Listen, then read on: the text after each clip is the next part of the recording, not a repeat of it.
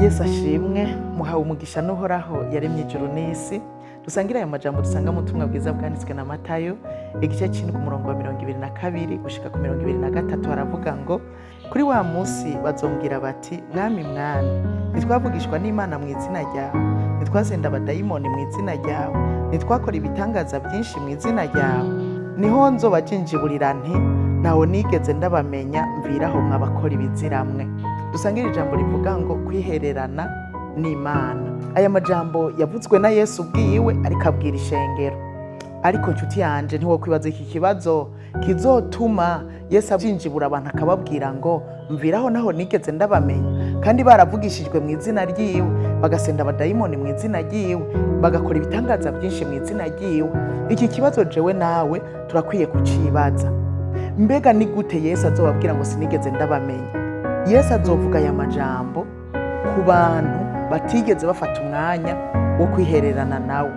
Nagira ndakubwire ngo utihererana n'Imana ntuzopfa uyimenya.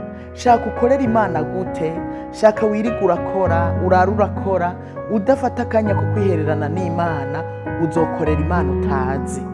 Ukoreye Imana utazi rero, hari umunsi izokubwira ngo sinigeze ndakumenya. Bisigura rero ngo gushika uyu munsi hashobora kuba hariho abantu bariko barakorera Imana itabazi. Na twebwe abantu, umuntu urashobora kumubona iminsi yose, mugakorana iminsi yose, mukabana mu rusengero iminsi yose, ariko mutazinanye. Muza kumenyana mu gihe mufasha akanya mukicara mukaganira rimwe, n'ikindi gihe mukongera mukaganira. Muri icyo gihe muramenyana. Nico gituma kenshi uzosanga abantu bavuga ngo urya muntu arishima, urya muntu ari inzigo, urya muntu avuga nabi, kandi ari ukubera mutarigira mwicara ngo muganire.